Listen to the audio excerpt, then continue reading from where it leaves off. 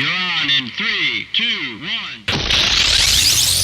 This is Packard Folkset, and I'm poking at your news. Good evening, everyone. Again. This is why you got to come to the live show, because sometimes we get these little problems, and we have to start the show over again and again and again until we get it right. We'll get it right. But anyway, welcome to the show. Welcome to another fine edition of Packard Folkset. I am your immutable and unmutable host, Packard Sonite, and joining us all on one computer tonight because some technical issues is Dan, Medusa, and Joe. Dan, how about how are you doing tonight? I'm making it. That's more than I'm doing it tonight, apparently. I'm sweating to death here. I've got a bandit on my tail. You got a bandit on your tail? Yeah, I know. I'm running for my life in California. Let's not even worry about bringing that guy up on this show here. And join us also tonight is Joe Unseen. Hello. Hello. I am so hot. My brain is melting, and I'm mixing everybody up. Okay, well, let's get into our first story for this evening. Now, batteries are everywhere. You can get a battery pretty cheap anywhere. You go to the hardware store, you go to the grocery store, you get a battery anywhere you need one. Getting them into a convenient location is more of a challenge. Now, they've come up with the University of the Rice University came up with a way to put spray-on lithium batteries onto any surface. It would be glass, steel, a beer stein, whatever you want. If it says "drink me" every time you tilt it, I suppose you could do that. But this is a great idea, actually, because now we can put batteries anywhere. This opens up a whole new realm of possibilities. Dan, your thoughts? Yeah, I mean it's very cool. Batteries are big and bulky. They take up so much space in everything. There's this big cubic area inside all these little gadgets we carry to hold the batteries that we have. It's if we could have them, like sprayed onto the back cover of our phone, and pick up the energy from the back cover, and just replace it when it wears out. It doesn't have to be an additional item. It can be something that's built in, or sprayed onto the roof of your car to power a fan to keep all that hot air out of there when it's 114 degrees. Oh yeah. I could just see Apple fighting this one, though, because they don't want anybody to have access to the battery. So if you put that... So I could just change covers. I never understood that. I never understood that either. I guess they wanted... Steve, from what I understand, Steve just wanted everything nice and seamless. So because he hated be able to see people be able to access his technology. I hope Apple eventually, in some future event, changes on this. Medusa, your thoughts? Well, I'm so excited about this technology because I'm thinking of it from a medical point of view. What if you can spray that battery on your body, and that battery can power artificial limbs, fingers, toes. Oh, wow. Oh, okay. On the artificial limb, not necessarily on yourself. Right. Showers would be a nightmare. On that, and imagine the potential for that. I mean, look at that young girl. I keep coming back to Amy Copeland, who lost her leg, all her toes, and all her fingers. Wouldn't she like to have a technology like that? Yes. Yeah. No, so that was my first thought, and that was the only way I could wrap my head around a practical use for this technology that would be really splendid. Yeah. Yeah, definitely. I mean, I was going to say, if you sprayed on yourself and you get in the shower, it would be a shocking event. Joe, your thoughts? Yeah, this is definitely cool. The team that made this spray-on battery is made up of Rice University graduate students, and you said it, they sprayed it on a beer stein. Yes. So Rice University sounds like an innovative and fun school. Yes, it is. Plus, these things aren't like a joke battery either. Like it said that they make 2.4 volts. Yes. The batteries that you buy at the store, the AA's, the AAA's, those are only 1.5 volts. Uh-huh. So it's pretty impressive. Yes, it is. I can, and it said that even after 60 charges and discharge cycles, usually battery loses capacity. The battery loses cycle, it discharges, and this it did not. I think that's pretty cool. All right, well, let's get into our next story here. The United Nations, they want to have an amendment that it basically will censor the internet. Now, the problem is that if they censor the internet, things like the Arab Spring or uprisings in other countries, when they happen, they will be blocked by the UN or whoever's in charge there. And censoring the internet is a bad idea, because the internet was built on free thought. So everybody can have access to it and be able to express their opinions, no matter smart or dumb, and be able to share things and ideas. Dan, your thoughts? Yeah, it's really, bizarre. There's so much there's so much backward thinking in a lot of the UN representatives, and a lot of it does come from countries that really don't have a very good track record as far as human rights go in general. The U.S. delegation has promised that they are going to block any language that would allow for censorship, which is a pretty big strike with the kind of weight the U.S. holds in UN negotiations. So hopefully that's going to keep this down. But the hardline Islamic nations want to censor anything that disparages their religion. Yeah. China wants to censor anything to do with all kinds of things. You can't look up Falun Gong from Google in China. It's crazy.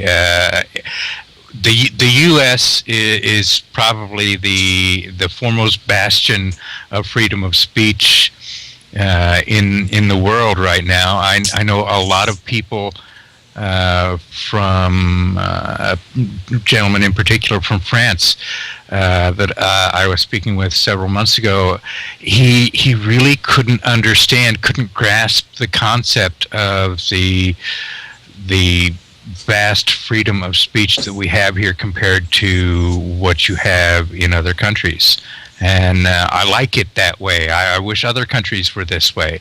But we have a long way to go here in other regards. So there are a lot of give and take. But hopefully this will all fall apart before the end, and there will be no widespread censorship of the net anywhere. Yes, I look forward to that day. I mean, they're even trying to do that here. We did a show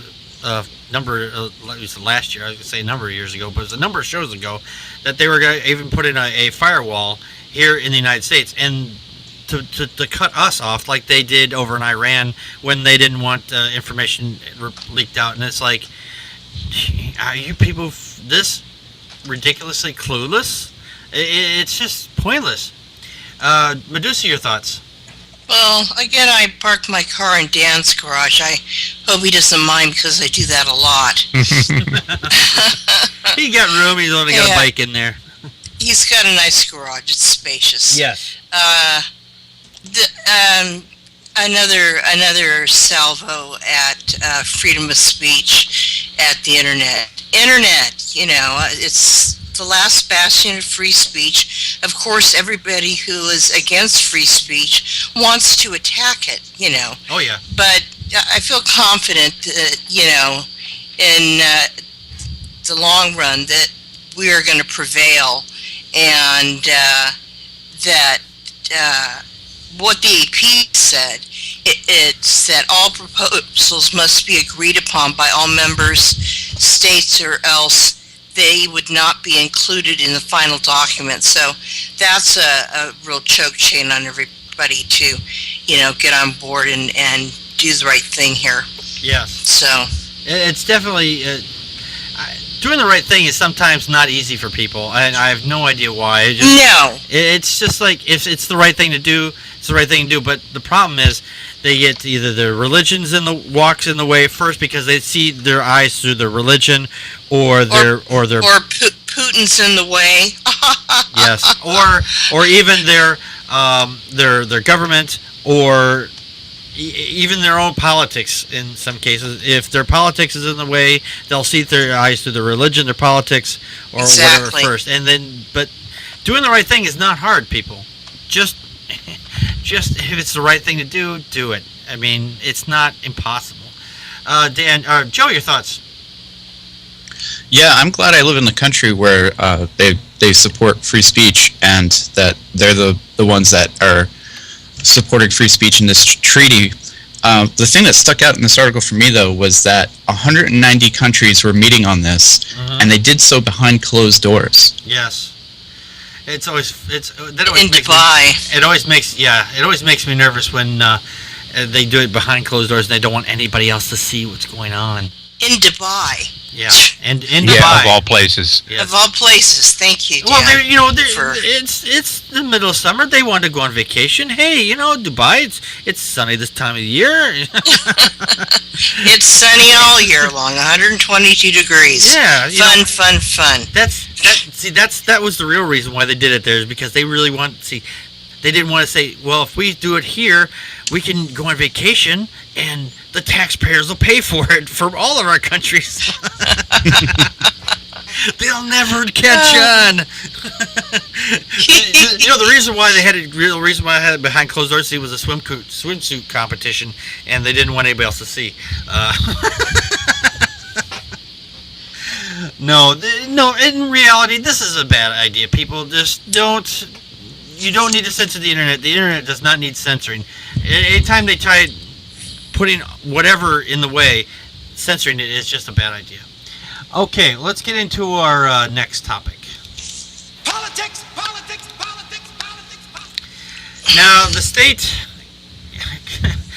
Now, the SCOTUS, the Supreme Court of the United States, gets things right pretty often.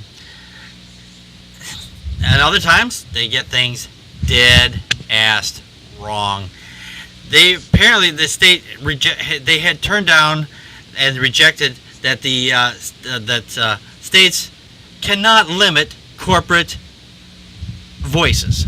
They think corporations are people because Mitt Romney thinks corporations are people. Corporations do not have a liver. They do not have a lung. They do not have hearts. They do not have esophaguses.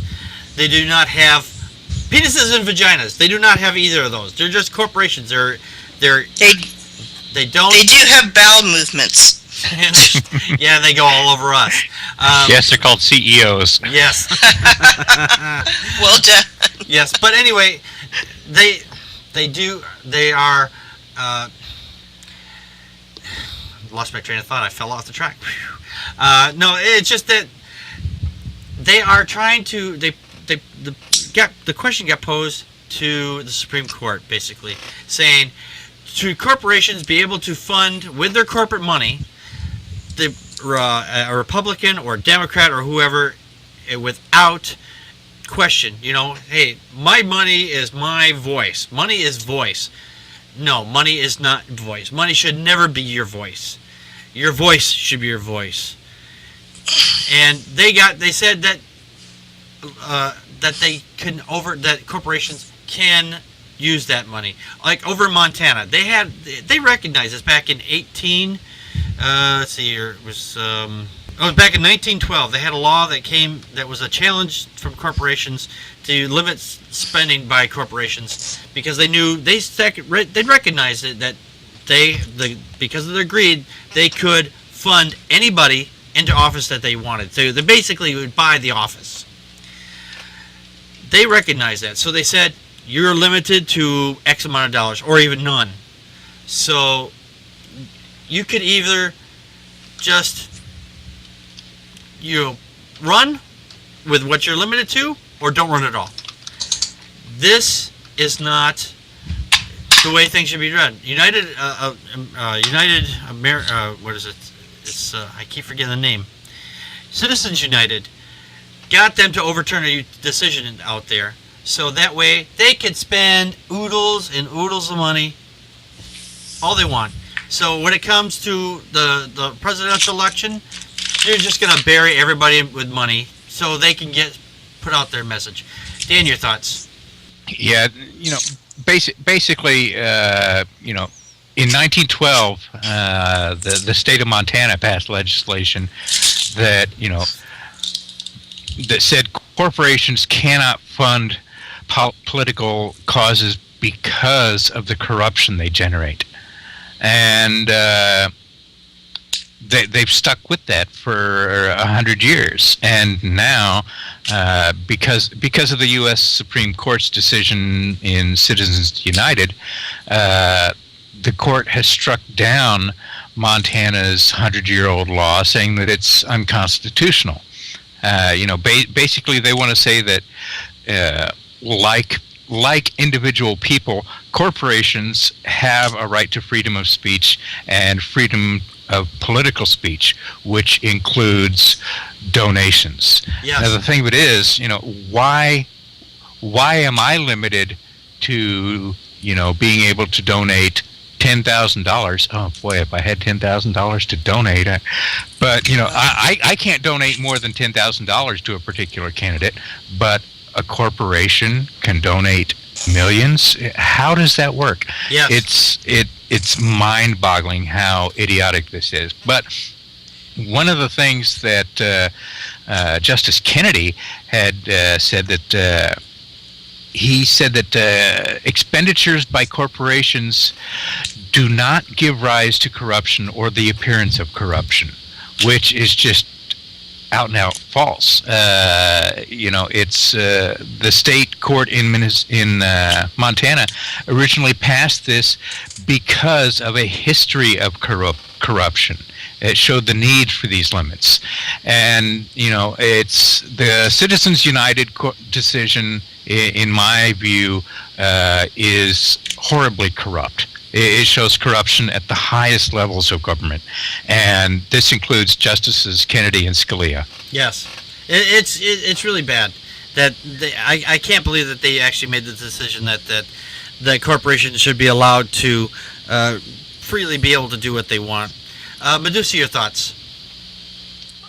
As I understand what you're saying, the Supreme Court is interfering with statutes where corporations are considered to be persons? Yes. In a way, yes. That was the Citizens United. No. Ago. Corporations are not people. I've always been adamant and angry about this. As Packard was saying, they don't eat dinner. They don't raise families. They're definitely not people. But my point would be is that, and I think I understand the law to a small degree. I want to be humble here, but I think that the court is treading dangerously in the land of politics, and they should not be doing so. And that's kind of what I'm feeling is happening in this situation here right now, and they need to back down and stick with litigating and the law, and that's they don't make the law, they enforce the law. Yes. And the problem is that since it's already gone to the Supreme Court and they've already made the ruling, then you know how hard it is to overturn something. Barn open, cow out. Right. You know how hard it is to overturn something in the Supreme Court as it is. Yes. And now that this has been set as a precedent, the GOP is just basically just creaming their pants over this. They got their money coming out of their pockets, going, okay, we're gonna go and get Obama because we hate black people, we hate Democrats, and since he's a black Democrat, we just want to get rid of him out of office. And don't tell me that this isn't about race. And if you disagree, that's fine. But I am seeing this left and right. Maybe it's just me, but I don't think I'm alone in this. No, Joe, I think you are. No, Joe, your thoughts? Part of the function of government is to regulate business and protect citizens. So by allowing corporations unrestricted campaign spending, the regulated are buying their regulators. Yes. I looked it up before the show. The president's salary is $400,000, and a House and a Senate member makes $174,000 a year. Wow. And they spend millions of dollars getting these jobs. Wow, that is just amazing. That's.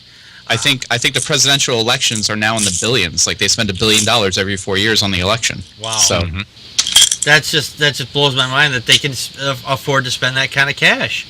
I guess, you know, buying this extra pair of jeans at Walmart really tipped the scale. So anyway, no,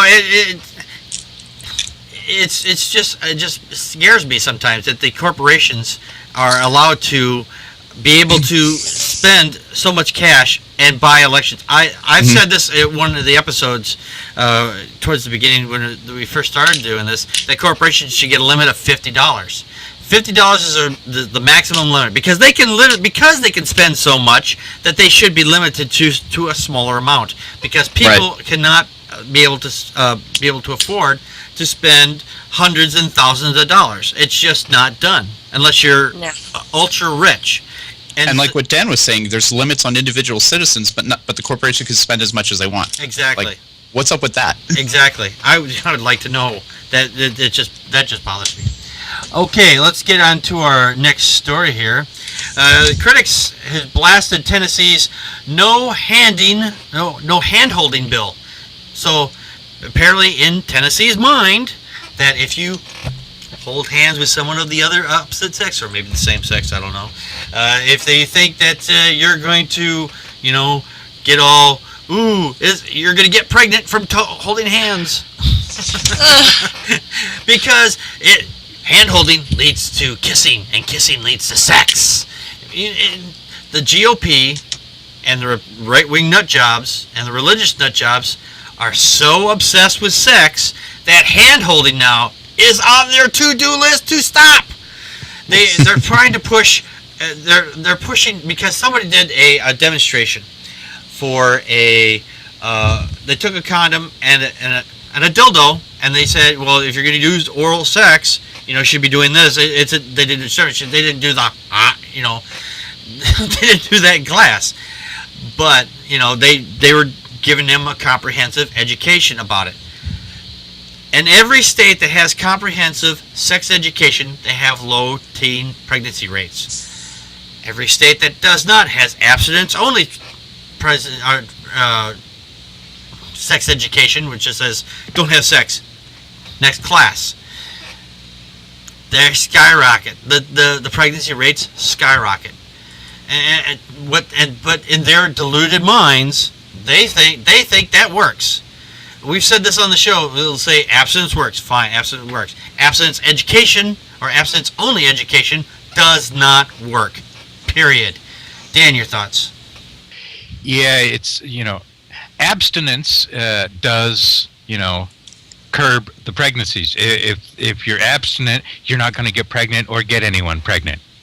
But abstinence only sex education fails hands down all the time. Yes. It's shown time and time again, and none of these guys ever want to listen to the facts. All they care about is that sex is bad. All they care about is their puritanical idea of what people should be doing, and you know, they keep saying that they, you know, are all in favor of small government, but they want their government small enough to fit into every bedroom of every person in the country. Oh, yeah. Is what it is. Absolutely. The odd thing about this is they you know, they call it the no holding hands bill. The section of the bill that is really getting everybody's attention is the part that says it bars educators from promoting what they call gateway sexual activity.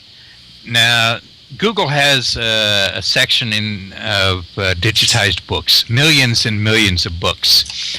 And I took the opportunity this evening to look up the phrase gateway sexual, because, you know, gateway sexual activity or gateway sexual whatever. It was called a few things in a few different news articles. So I just looked up gateway sexual, the way they have it in their bill. And between the year 1800 and the year 2000, in these millions of books that Google has digitized, the two words together, gateway sexual, show up 0 times. This is something that the legislators in Tennessee have made up out of whole cloth. It means absolutely nothing. It's just BS, like they're usually doing. And the scary thing is, it will probably go through. They'll probably pass it because they're a bunch of hypocritical idiots, in my opinion. Yes, that reminds me. George Carlin did a skit where he said he put a string of words together that had never been put together before. The GOP I think they just topped him on that. Yeah. Because gateway sexual, oh gosh, really? I can't think of anything that the GOP keeps stepping into more and more into crazy town. I mean, I think that they've rented the house, they've furnished the apartment, they're moving in. They're planning to stay. There's no running water, there's no lights, there's no electricity, but hey, they're going to sit there in the dark and they're going to play with themselves all week. That's because they're not thinking. Okay, they're not think. The GOP does not think. The only thing they do think about is themselves and whatever they can control or whatever they think they can control. Medusa, your thoughts? Well, I've been listening to you guys and, not really thinking for myself here. Gateway drugs, gateway sex now, holding hands means there's, a 40.2% you're going to get knocked up. I don't know. This does not work for me. Once you get the clergy involved, and if I'm not mistaken, I just glanced over the article quickly. I didn't have a lot of time to read it. But I do believe the clergy is involved in this. And whenever the clergy gets involved, I smell something rotten in Denmark. Yeah. So this is a bill I can't support. The teen pregnancy rate, I'm reading this from the article, among girls 15 to 17 dropped steadily for the first time, dropped steadily since the first abstinence for sex ed curriculum was put in place in the 90s. Yes. According to figures from their state commission on children and youth. In 2009 data available, there were 29.6 pregnancies per 1,000 girls, down from a rate of 48.2 in 1998. They like to procreate there. Yeah. It's, I got relations, and that's just what they like to do. So. Hey, what else are you gonna do? What else? Sometimes with their relations. Oh. Indeed, my seventh cousin came up to me and said, "I'm your seventh cousin on your pappy side, and I'll take you out and have a beer with you, hun." I said, "You're my family. I can't date you." Well, those people are insane down there. Well, anything past second anything past the second cousin is perfectly legal. That's in Jesus land. That's my thought. Tennessee is in Jesus land, and that's why they're going to try and pass this bill. That's why whenever I've had to pass through Tennessee, I always listen for the banjos. I'm writing that down. Tennessee's in Jesus land. Okay. We're not in Kansas anymore. All right, there you go. I was going to say, anytime I've used to pass through Tennessee, I always make sure I was listening for the ding, ding, ding, ding, ding, ding, ding, ding. I would listen for the banjos. But anyway, Joe, your thoughts? This is from the state that brought us the evolution bill back in June. So, big surprise. And, and I got caught up on the same language Dan did. I was like, gateway sexual activity? What? Holding hands? But But yeah, the article says that their teen pregnancy rates have been falling since the 90s. However, Tennessee is still one of the highest teen pregnancy states in the country. Yeah. Thank you for making that point. That's what I was trying to do. It's like, okay, so like let's take this problem we have and make it worse by not educating the kids how to be safe and how not to get pregnant. Right. It's just I agree. crazy. It's just crazy. I don't understand why they hate abortion. They hate abortion. They don't want anybody to have an abortion. So let's say, okay, let's not teach them about sex education. So they'll get pregnant and they can't have abortions. So they'll just be shoved into poverty. I don't know. I really don't know what these people are thinking, because these things go hand in hand. But there's a psychological disconnect in their brain. I just really don't know what it is. All right, well, let's get on to our next topic. Give me the news. A judge sentenced a 13-year-old girl to say, okay, well, I'll give you a lighter sentence if you cut your hair, if your mother cut your hair. Like, I know judges have been pushed to do unusual things because, criminals, they do this roundabout thing into the courts. They send them to jail, they get out, they come back, and some of them sentence them to stand outside with a Ouija or a board on a sandwich board on their body, saying, "Hey, I'm a convicted felon. I've kissed 10 girls without permission." Whatever whatever they want to put out there. But cutting the hair, I mean, really, this is a punishment. Hair grows back. I mean, 13. All right, for a 13-year-old girl, this could be a little bit traumatic. I mean, their hair, they put this around their hair. It's just hair, people. It grows back. It's not like it's never going to return. But anyway, it just apparently the child had apparently cut, from what I understand, if I read this right, had cut off the hair of another student, younger one, in class or something, or on a trip, and as revenge, and that's all this is. This boils down to, it's not a justice. It's just revenge. It's war on women. No, Young women. No. This one's not war on women. It's just war on. It's not even a war. This one is just. Well, it's like a scarlet letter to cut your hair off. No, it's just. No. I don't agree. It's not that. It's just revenge, because it's just plain. Okay, you cut their hair. We're gonna cut yours. It's just an eye for an eye. Dan, your thoughts?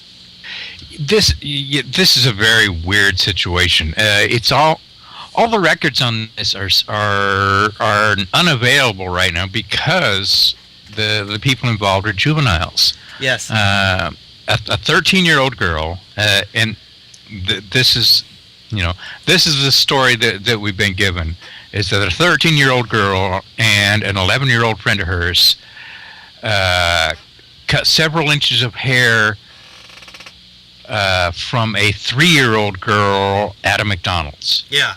Okay, that's and the mother of the 3-year-old filed these charges, and it's like they found this 13-year-old girl guilty of and making phone calls, including threats of rape and mutilation.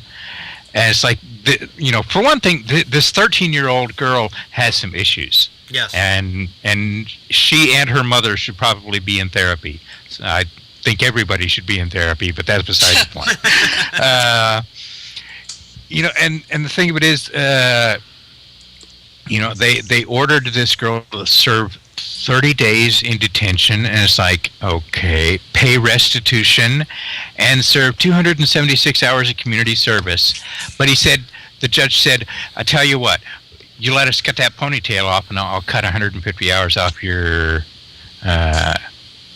your community service. And it's like, I would love to see this judge officially censured for this particular act, because it, like you said, it's vengeance. Yeah. It's revenge. It has nothing to do with justice being served anywhere. If this had been 40 years ago, it would have been put down to just girls being mean, and the parents would have punished the kid, and we'd have gone on from there. We've become such a litigious society, and no one wanting to take responsibility. It's really way out of hand for some people. And like I said, I don't think the situation is very well understood, but this judge has no business talking to anybody about cutting the ponytail off of a 13-year-old girl. Yeah. What if this had been back in the 1800s and someone had stuck the child's hair in the inkwell, and they say, well, what are they going to do? Say, okay, we're going to cover your head in ink? Would that make it fair? No, there's just been revenge. This is completely pointless. You're right. The judge should be censured. I think he should have a psychological test, and he should have said, "Really, you think this is over hair? Hair, get out of the courtroom. Leave. Dismissed. Leave. Hair grows back. It's not important. It's not that important. Go away. You're taking up too much." And then charge him for taking up valuable court time. Medusa, your thoughts? Well, what are we going to cut off of a boy when he behaves badly? He cut off his hair. It doesn't make a difference. Hair grows back. Boys don't have ponytails. I know a lot of guys that have ponytails. Well, I shaved my head yesterday. Yeah, well. Well, there we go. What am I going to do to Dan? And that's my point. Those are my thoughts. We'll draw a ponytail on him, and then you can erase it. How's that? No, I just think that it's the judge should be censured. Derf, and a few other geeky terms. But what are we going to? If we start with this kind of punishment, what is next for boys? And then after that, what's the next punishment for all kids? And then I just don't think this is a hairballed idea. No pun intended. No, I like that. It's hairballed idea. I'll write that down. There you go. No pun intended. My thoughts are concluded. Thank you. You're welcome. Joe, your thoughts? I read this article twice. I was kind of confused by it, and I pieced together what Dan said, that this girl cut another child's hair, and that's why she was in court. So I can kind of see the judge is thinking to himself, like, he's trying to make the punishment fit the crime, but it's also his job not to hand out cruel or unusual punishments. And by producing a pair of scissors in a courtroom and telling this girl, cut your hair right here in front of me, that's unusual. Yeah. That's an unusual punishment. What if she taken the scissors and put them in the kid's ear, Joe? Yeah, exactly. Well, right. Well, yeah. Anything could have happened. Like, a normal punishment would be what he originally sentenced her, like, you should have community service and you should pay this fine and whatever. And, for him to just hand her a pair of scissors like that, plus, he wasn't equal with this. The other girl that was charged, he said that she could go to a salon and have her hair cut off. Yeah, I remember that. Yeah, I don't understand why they didn't. Why did this person that brought this suit forward just didn't go, okay, they cut the hair, I'm sorry, I'll buy you a Happy Meal. Hair grows back, people. Hair grows back. I mean, if the girl's parents said, I'm so sorry my kid cut your kid's hair, I'll take my kid to a salon and have her hair cut off, that I can see, because that's the parent doing it, but not a judge.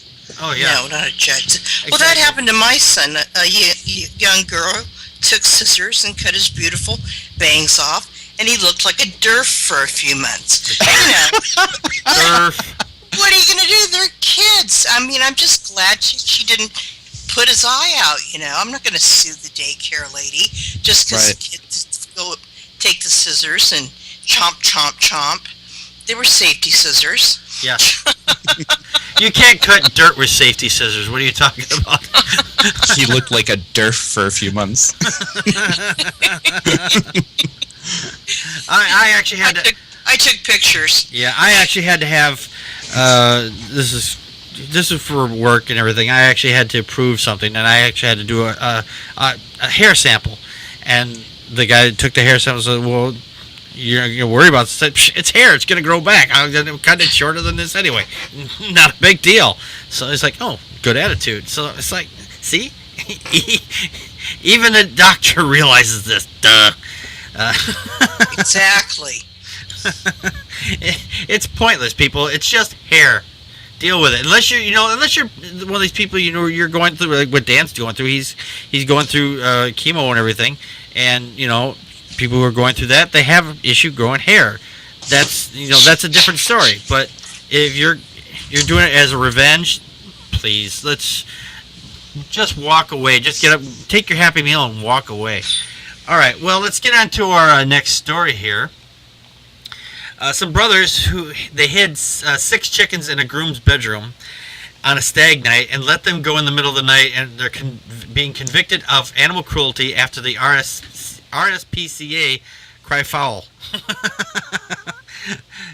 I read this story. Apparently, what happened was they had left the chickens in the bedroom. They didn't feed them for like several hours, and they said, "Well, this is cruel, unusual punishment." Well, I suppose for chickens in a hotel room, they can't. There's nothing to scratch at. No worms to dig. Yeah, they're gonna be a little hungry. And apparently, one of them got loose and got attacked by a fox that was in the area, I guess. When I first read this, it sounded like I had thought that they had dropped the chickens out of a window and over the side.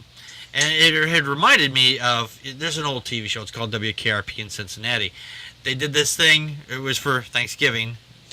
The manager had taken out some turkeys and dropped them out of an airplane, out of a helicopter rather. And he said, "God is my witness, I thought turkeys could fly."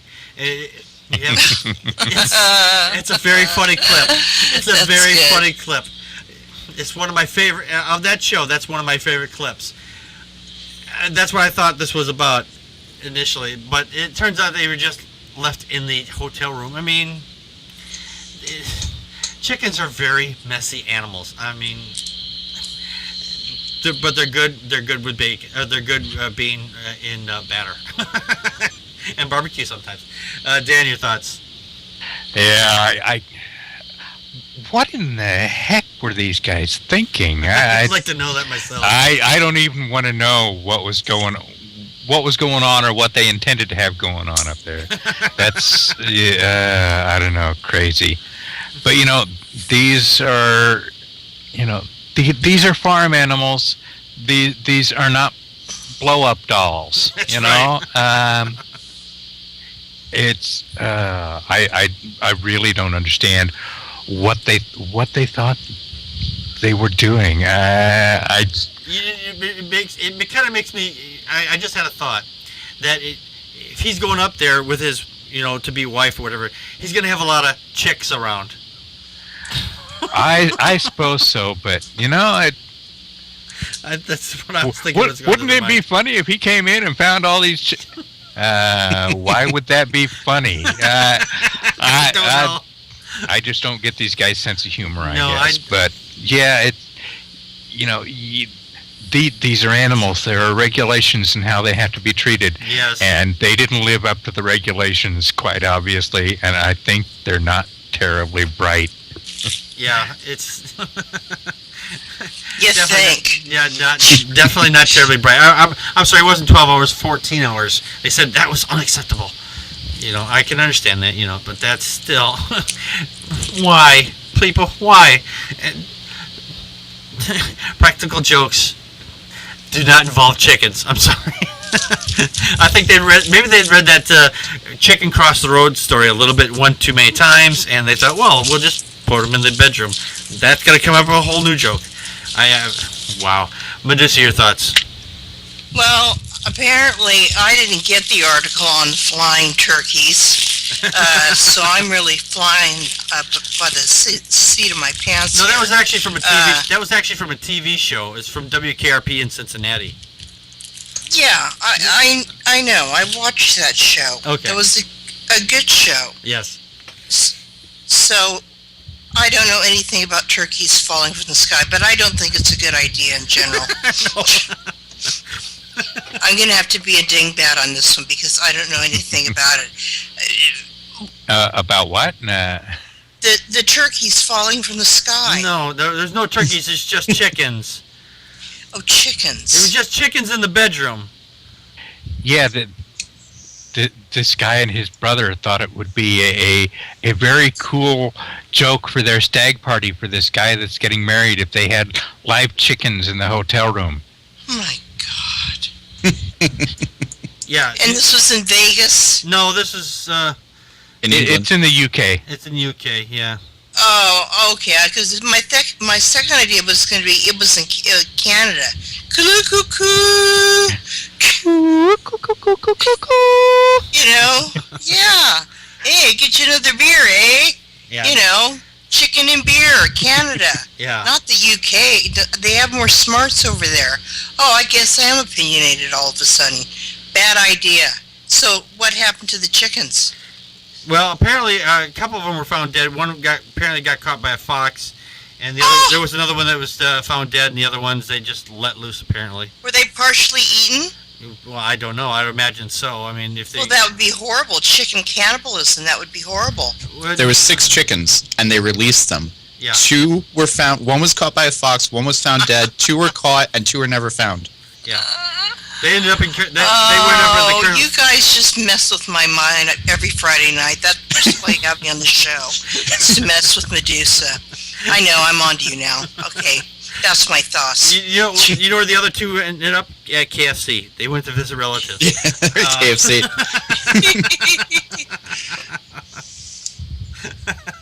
Joe, Joe, your Yeah. thoughts. Okay. please have thoughts, Joe.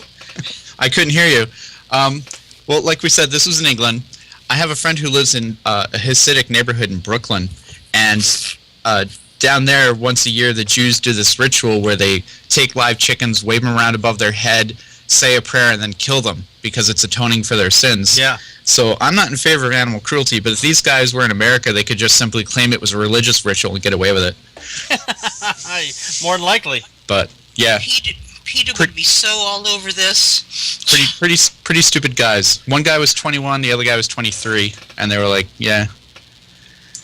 Yeah. There's even video of them in the hotel bringing the animals in and bringing the animals out in their underwear. I'm with Dan. I don't understand where the humor is. It's like, why chickens? You know. Well, We keep laughing at it, but we're laughing at them being stupid. Yeah, that's why. What was that movie with all those guys in Vegas and the tiger from Mike Tyson? That was. Remember that was Bachelor Night or something. It was The Hangover. Is the that the Hangover. They That's couldn't it. get a lion. They got chickens. Maybe that's what they're creating. They're trying to recreate their own version of that. Hung over in the UK. There you go. Ha! Nice. Oh, That should be their defense. They could say the movie made them do it. Exactly. I'm going to write that down. Hung over in the UK. I like that. All right. Well, let's get into our next topic. Religious people generally go off about saying how atheists don't have any morals because we don't believe in a higher power, we don't believe in a God, so that they think that they are more moral than we are. Well, it turns out that criminals believe, because when criminals believe in heaven, they are more likely to trust in redemption and will more likely break the law than those who think there's a hell, apparently. So the study examined more than 140,000 people in 67 countries. I could have told you this. I mean, all I do is just ask me. They didn't have to do this study. They could have asked anybody with a rational mind. Ask any atheist that, does belief in a God control your morals? No. You control your morals. If you think that a God controls your morals, you are seriously demented. Crime rates apparently were higher in countries where people more believed in heaven than in hell. I mean, they did the study for over 26 years, involving data from more than 140 people in almost 70 nations. I just couldn't believe when I read this. It was just so funny that people, they were like robbery, murder, kidnapping, assault, thefts, car crimes, drug offenses, and human trafficking. Really? Religious people? Human trafficking? Really? Come on now. You think your moral God accept human trafficking? please. Dan, your thoughts? Yeah, I really didn't get a good grasp of the situation from the article in question, but I think that was because it's in the Daily Mail, and our UK listeners and people in the chat room will understand what I mean there. May frown upon it. So I went to PLOS1 and found the actual study itself. It's called Divergent Effects of Beliefs in Heaven and Hell on National Crime Rates. Mm-hmm. Now, one of the problems I see with this is that it's they're basing it on national crime rates and whether a particular nation has more people that believe in afterlife punishment in hell and or firmer belief in an afterlife being forgiven by your deity. And it's I find it, something about this strikes me as wrong because you really can't gauge an entire nation's religious beliefs this way, I don't think. I don't like the way they have this set up.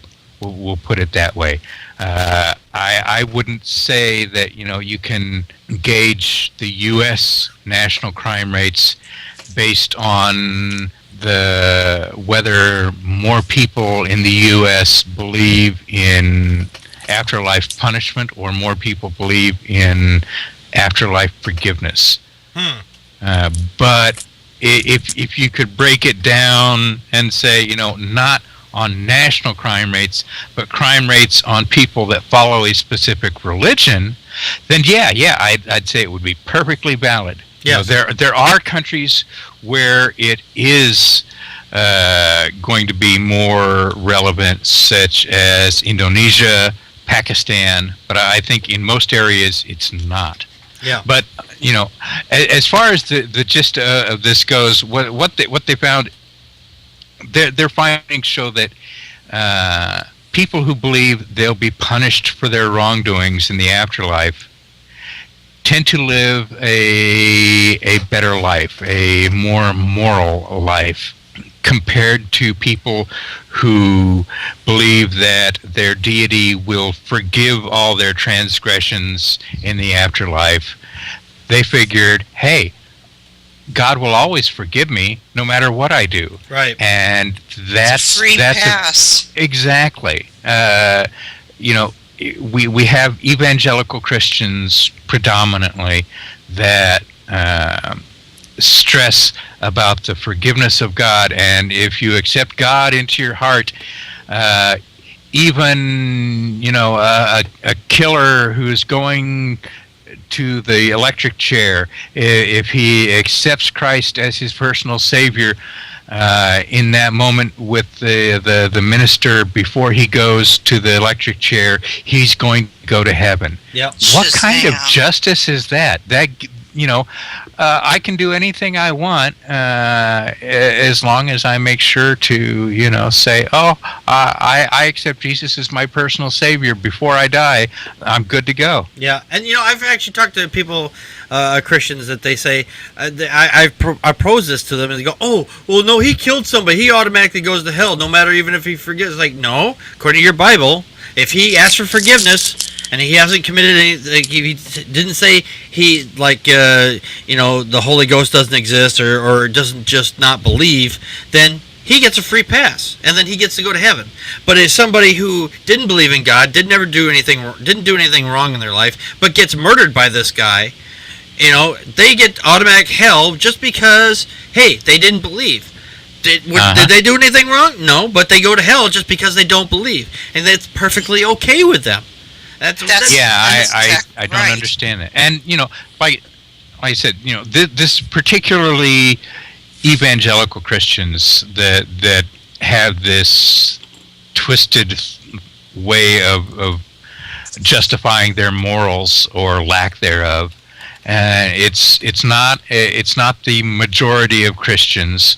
It's not the majority of Muslims who feel this way either. The majority of people who call themselves Christians or call themselves Muslims or call themselves Jews would not think this way. Yeah. But there are a lot of them out there that do. Yes, unfortunately. Medusa, your thoughts? Well, this is old news. It's called indulgences. Back in the medieval days, you could afford to buy yourself out of heaven or hell. So, the only sin in the Bible is to deny God. So all of us atheists are going straight to hell anyway. And I worked in jail for many years, and I've never met so many, criminally insane, yet very devoutly religious people in my life. Jesus is everywhere in jail. That's where I found him. There's this video. It's from. Have you ever seen the TV show Cops? There's this guy. It's a black guy. They're arresting him, and he's flipping out, and he's climbing. He's literally climbed up the wall. I have no idea how he got up there because his hands are tied behind his back. He climbed up this wall, and he's screaming, "Help me, Jesus! Help me, Jesus! Help me, Jesus!" Like Jesus is gonna magically appear and take the police away and let you go free. No, sorry, it doesn't work that way. It's like, dude. I'm sitting here, I'm extremely symptomatic. While you guys were talking, I gave myself over to Jesus Christ as my personal Savior, and I asked for him to save me from my pain in my back, which I've been having for 9 months now, and I'm waiting. I've been put on hold. I call it ignore. So I'm just going to go back to being an atheist, There you go. and sit around and wait for nothing. Which is like waiting for Godot. I'm waiting for nobody. Those are my thoughts. There you go. You didn't get his return message telling you to go to the doctor? No, call him in the morning. Okay, No, I did yeah. not get that message. I missed that one. Oh, apparently. maybe he sent it to the wrong number. I was asleep at the time. Yes, and it's in your inbox. I'll check it later. There you go. Joe, your thoughts? I didn't read the study like Dan did. I'd only read the article, and it said that belief in hell predicted lower crime rates and belief in heaven predicted higher crime rates. Mm-hmm. And I thought that was interesting. Hearing Dan's concerns about the source of the article, though, makes me because it is a lot of data. Like the professor that did this study, it was like over 170,000 people that they talked to, something like that. Yeah. But if he didn't actually talk to the criminals who were in jail, like, what do you believe? Then what's the point? You can't just go by statistics of a nation, Yeah. But, That's exactly what Dan said. Exactly. The guy that did this study, though, did a previous study where he found that university students are more likely to cheat if they believe that God is forgiving. Uh-huh. Ah, That's nice. great. Like, well, it's okay. God may be forgiving, but God forgives. Come on. yeah. Five Well, God may be numbers. forgiving, but I don't think the teachers in the school dean will. I don't think they'll be quite as forgiving. So anyway, all right, let's get into our next story here. A jury finally convicts a Catholic Church official for the first time for covering up child abuse. I actually have an audio clip here. I'll just play just the first about minute of it. A jury convicted a U.S. church official for the first time for the handling and cover-up of sexual abuse claims. 61-year-old Monsignor William Lynn of the Archdiocese of Philadelphia was found guilty of child endangerment. Prosecutors said he recommended reassigning priests accused of abuse to unsuspecting parishes when he served as secretary of the clergy from 1992 to 2004. The jury acquitted him on one count of conspiracy and another of endangerment. He could face up to 7 years in prison. The jury could not agree on a verdict for his co-defendant, Reverend James Brennan. He was accused of sexually abusing a 14-year-old boy in 1996. After the verdict, District Attorney Seth Williams had this to say. Okay, we're just going to pause it right there. I don't know if you guys heard that or not, but it's just, Wow. This guy apparently, from what I understand, he's not a bishop. I mean, he's not like the manager of the Denny's. You know, he's the assistant manager of the Denny's, and he is the one that got charged with the crime, basically. So, or they convicted him rather. It's about time that these people who are going, okay, well, you got a problem. You've been charging little boys and little girls, and well, you're just gonna disappear. You're just gonna say, oh, well, had a higher calling from God, and I'm going to be ministering out in BFE out in another part of the country where you can't drive to because it'll just cost you way too much money to come and visit me, and you'll just forget about me in a few years. Yeah, that's what happens. So, then they reshuffle these priests around. These places where they go, they have no idea what this priest has done, or this parishioner, or not the parishioner, but the priest basically has done. They have no idea what's going on. So they go, oh, well, he's a man of God, so he must be okay. We'll just hand over our children. You can have access to them all you want. Bad idea. You got a ruling priest coming into your house and coming into your room or your area, and he's been sent away from oodles of miles away, hundreds of miles or so. I think it'd be a good idea to check the references, maybe. You think? Maybe? Just a little bit? Just check them out? Just a little bit? Dan, your thoughts? Yeah, it's about time. It's bad enough to have a member of the clergy who sexually abuses children in his charge. It's so much worse to have it given a curt nod by the people above that particular piece of filth and move him along to somewhere else and hush it up so he can do it to someone else. Yes. And these guys need to be held accountable for their actions. If they'd been harboring a fugitive murderer and sent him along somewhere else to murder someone else, they'd be charged as an accessory to murder. Mm-hmm. And these guys need to face the consequences. I tell you what I'd like to see. I'd like to see if some way they can somehow charge the Catholic different archdioceses, because they are incorporated. It's a corporation of sorts. Mm-hmm. And corporations are people.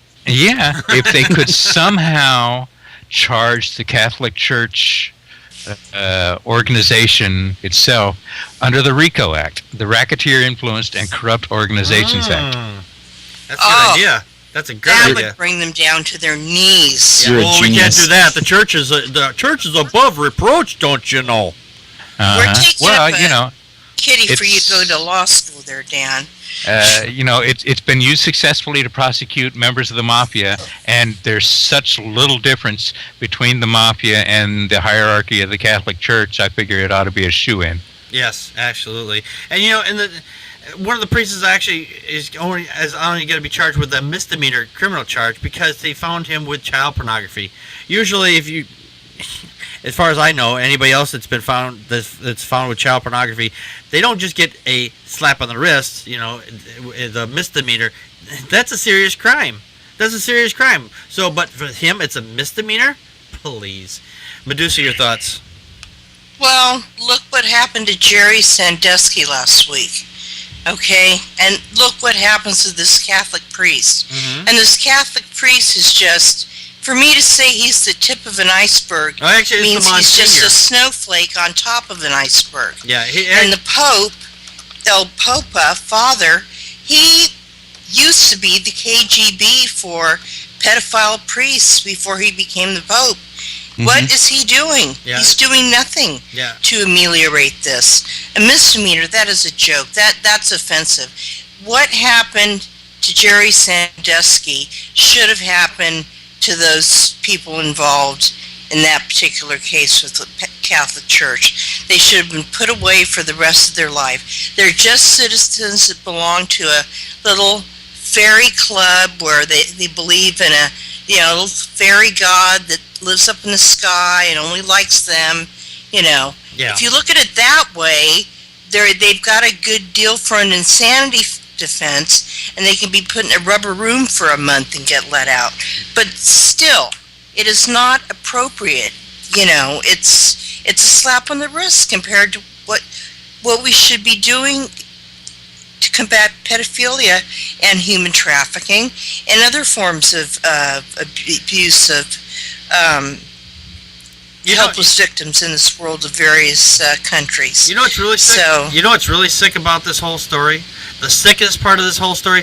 They could the possible 3.5 to 7 years in prison.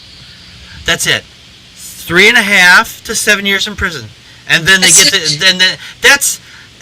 It's a good thing because he's a priest. Yeah. Well, that's probably part of it. But I'm just saying. I was gonna say, hey, you know what? It's a good thing he didn't download music, because if he had been convicted downloading music, they would have really thrown the book at him. He would have put it away for 10 years, because that's a much worse of offense. Looking at little boys and little girls, kids, children, that's bad. But downloading music, that's way worse. See, our priorities in this country I caught myself, are just wrong. Our priorities are wrong. Music will live on, no matter who downloads it. Children are being exploited by these people, and I am very loosely using the word people here. Yeah, but they are just people. Priest doesn't give them any special, passes. Yeah. But that's what I'm saying, is that people, they're allowed to go out and they ruin all these people's lives and all these children's lives. But if they were to download music, throw the book at them, because that's worth money. They downloaded a movie. Go at them. That's right. But they should have been. This should have been stopped a long time. These people should have been stopped a long time ago. And the jury didn't need that long to deliberate either. I mean, this is a slam dunk, I would have thought. Yeah. For a rational human being, but I'm sure all those people were very religious too. Yes. It's just so sad that in this country that we let priests and pedophiles off with a slap on the wrist. 7 years, 3.5, 7 years, and you're out. But if you download music, you might as well just forget it. Your life is over. Please, Joe, your thoughts. Last week we talked about the guy in Texas that killed the man who was sexually assaulting his daughter. Mm-hmm. Mm-hmm. These people were involved in the hiding and protecting of pedophiles. Yes. So it's the complete opposite. They were protecting these people who were harming children. And as light as this, I just heard something funny. As light as this sentence is, it's only 3 to 7 years. This is the first time that a high-level church leader has been brought to justice on this. So yes. the paradigm is finally shifting where these people aren't untouchable. We can actually go after them and start to prosecute them. Yes. And sometime is good time. Yes. It's something. And the Pope, it's not enough, but it's a start. And the Pope has been going off saying, all these people going after our priests saying that they're pedophiles, it's the devil doing that. It's like, what? Oh, the devil made him do it. The devil is what is... This priest blames everything on the devil. Yeah. Here comes the judge. Here comes the judge. Oh, yeah. He's blaming the bank scandal they're going through right now on the devil. Oh, good. Yeah. Yes, he is. Well, bankers, they're just pure evil. All bankers are Satan. I know that. Even at the Church of the Vatican? Yes. Especially at the Church of the Vatican. Or the Church of the Vatican, the Bank of the Vatican, I meant to say. The Bank of Vatican, yes. As they are their own nation. That's just unbelievable. Yes. Mm-hmm. Okay, well, let's get into our next topic. And our funny tweet of this evening comes from Jesus' wife, and she says, "I just ordered a vanity plate for my hubby's Omni, GOP 666." That's cute. What's an Omni? It's a car. Yeah, a very I kinda compact car. What kind of car? Well, I'm not sure who makes Omnis. I think it's a foreign model. I'm actually looking it up now. Okay. I think it's Dodge, isn't it? Dodge, maybe? I don't know. Yeah, Dodge Omni. Yeah, it's Dodge. Yeah, Dodge Probe. Ooh, Probe. Yeah. That was a bad name for a car. Yes, it was. Dodge Omni and the Plymouth Horizon. Yeah. Joe, Dan, your thoughts? I like it. That's funny. Yes. But I enjoy creative, personalized plates. Yes. For instance, there was a minivan here in town. I haven't seen it for a while, but the license plate on it was Iliad, and of course the type of minivan it was an Odyssey. Oh. That reminds me. Funny. That reminds me. There was a guy here in Wisconsin for a lot of years. He had got this personalized license plate. Somebody complained, and then he had it pulled. It just said PU. It said PU DNR because he had built this hotel or apartment complex, and the DNR stopped him because of for whatever reason. So he got this license plate. Someone from the DNR found out, and they pulled the plate. Said you can't have this. So he went to Illinois. Got the plate, and he rode around in the Dells area, and this is where this place was. It was not far from the Dells, and he would drive around with his Illinois plate saying PUDNR for many, many years. He finally got his place built, but it was just so funny that they had a big battle over PUDNR. Freedom of speech, not in this country anymore. Not in the license plate, apparently. And another time, I happened to be in a. Actually at the DMV in Madison, and this guy was fighting to try to get a license plate because he was trying to just get the number 69 because he had a series of vehicles, and one of them was 60. He wanted the 69th vehicle, and they told him it was an obscene number. A number's obscene because it says 69. Really? Really? Really? My thoughts are your thoughts. Pass me over. Okay.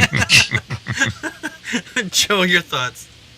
Here in New York, the DMV has a list of like 2,000 or 3,000 letter and number combinations that you're not allowed to get on a vanity plate. Oh, you're kidding me. And I've heard of that.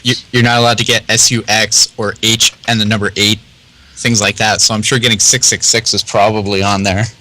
Well, that can't out here. That wouldn't be possible because there are lots of licensed cars that driving around, and they have whatever LPQ whatever, and they have 666. I've seen lots of them. So ordering it would be probably saying I don't see any reason why they would have to object because they or any legal reason to object because on a lot of cars it just comes just as a number sometimes. So I don't know. Anyway, let's get into our shout out for this evening. Hey, you guys! And our shout comes tonight from Medusa. Medusa, you gave the shout out for Rosa Rubicator. Rubiconder. Rubiconder, okay. That's ROSARUBICONDIOR. Can you tell us a little bit about Rosa Rubiconder? Hard to spell, worth it to follow. She is a ranty atheist. I love her rants. She is a vigorous debater, takes on any type of moron that comes at her. She's very consistent. She's always on the internet. Mm-hmm. She's always on Twitter. And she reminds me a lot of Bible Also Says. Yes. If you're familiar with that account. And she never really gets recognized for her great content. And so I wanted to toot her horn tonight because Sure. she's so humble about herself. Yes. And I just wanted to give her a mention and ask you guys to give her a follow and check her out. Oh, I already She's did. really a nice lady. She's open to debates, Mhm. and she's a very pleasant person, great person to follow. Yes, I follow her on one of my other accounts. 'Cause Yeah. she does post. She's prolific like I am, and she's posted a lot of things. So I try to limit my follows this, so I don't get too much information. For me, it takes me forever to get through my tweets otherwise. But I do follow her on one of my other accounts.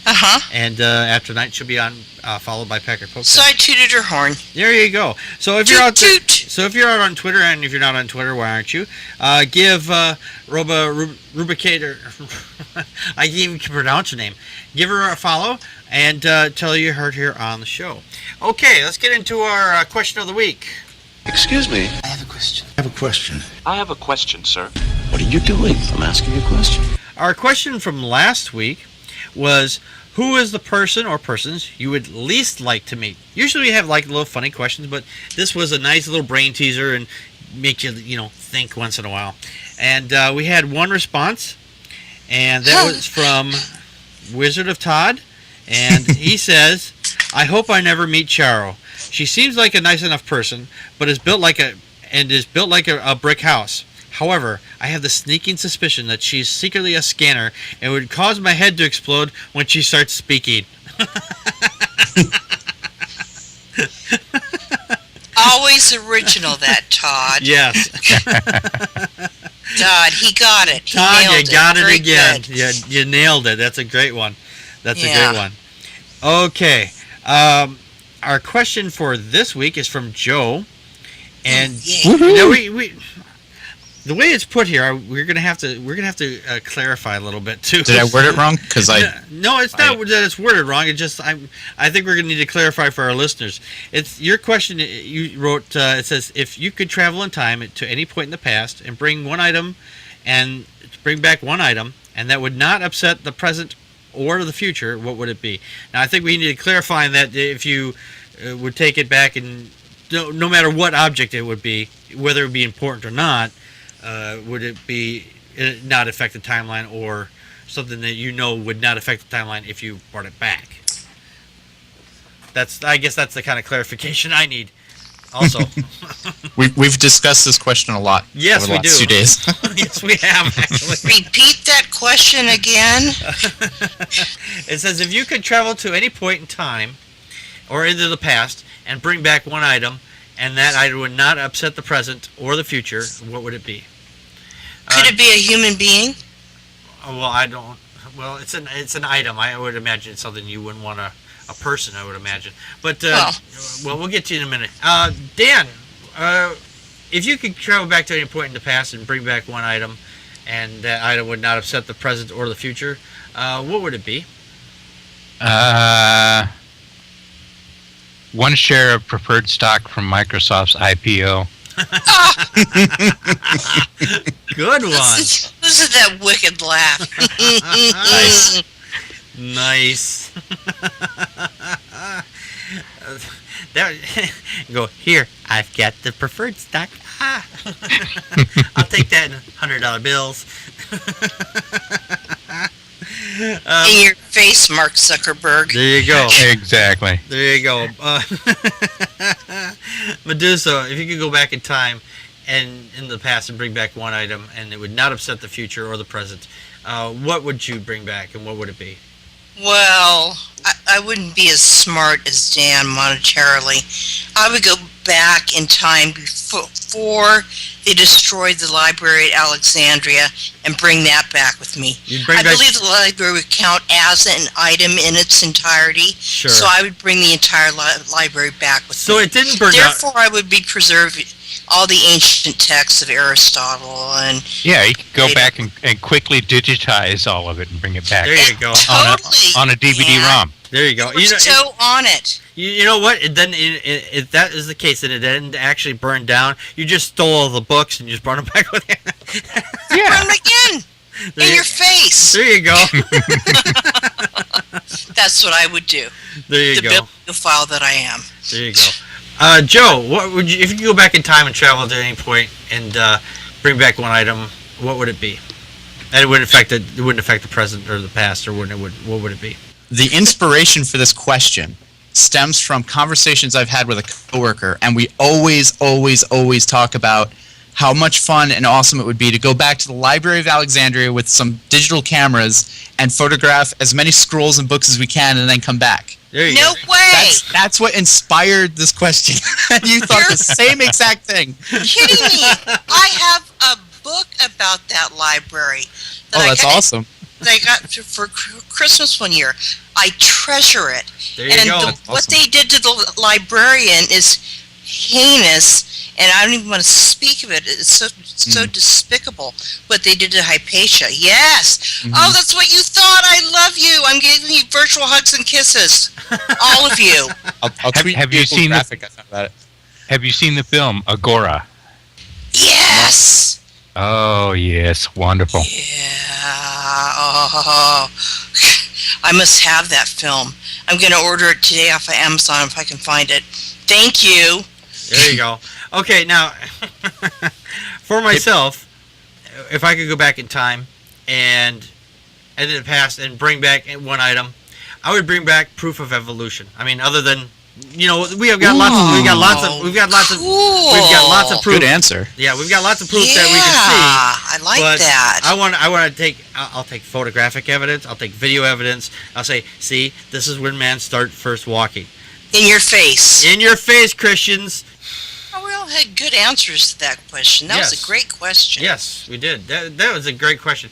If you have an answer, if you could go back in time and to travel any point in the past and bring back one item and it wouldn't affect the present or the past, or the present or the future, what would it be? Send it to us on Twitter as at myself at Packard _Sonic or Dan or Medusa or Joe or even Wayne. He's I forget his name. I forget the Random excess. That's it, random excess. There you go. These hot lights are like melting my brain. You got a big brain. You got brain to spare. Well, it's being cooked tonight. It's not cluttered up with Christianity, though, so you have extra gigabytes. Oh, okay. Yeah, there you go. I have extra brain cells. All right. Well, that's it for us tonight. I'm so glad everybody stuck around for the show with all the issues we've had tonight. Snafu. Yeah, snafus. We have lots of those. What show of Packard Pokes that would not be complete without some kind of snafu? That's right. So you There has got to be a couple head desk moments. at least. I was ready to put my head through the screen a few times. So if you would like to come to a live show, go to justin.tv/PackardPokesat at 9 o'clock at Central Standard Time or Central Daylight Time, whichever one is we're in at the moment. And go there and sign up at justin.tv so you can chat with us. And this way you can talk with us while we're doing the show. And believe me, we do talk back. Sometimes you can get pawned by the chat room. So if you would like to, but if you want to reach us, and we're on Twitter, and if you're not on Twitter, why aren't you?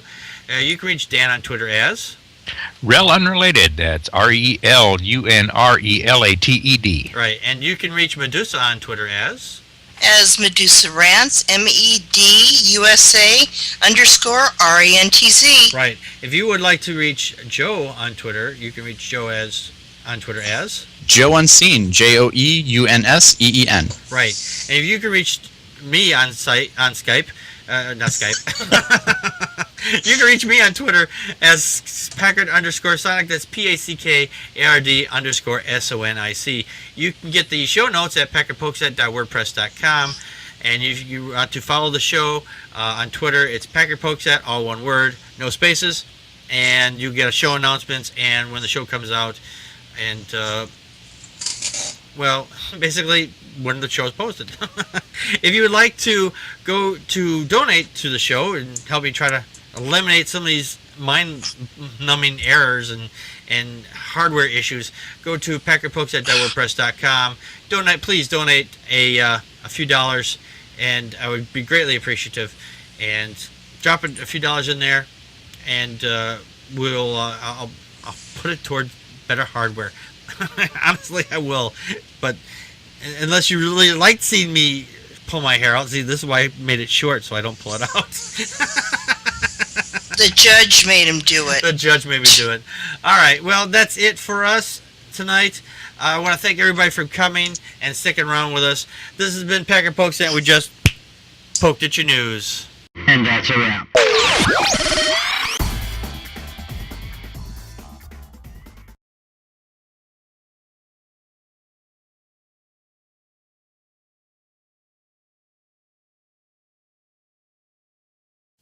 Joe? Joe! I think we lost Joe again. Hello, Joe. Boy, Skype is just really bad tonight. Just trying to connect to him now. Joe! Yay! Go to the light! I'm back. Come into the light, Joe. Come to the light! We're the There was light! this tunnel and this light at the end of it, and I started going, and I could hear the voices of loved ones. He loves us! And this door cracked open a little bit, and there was a little old guy there, and he looked up at me and said, "Hey, mister, you got a quarter?" That's right.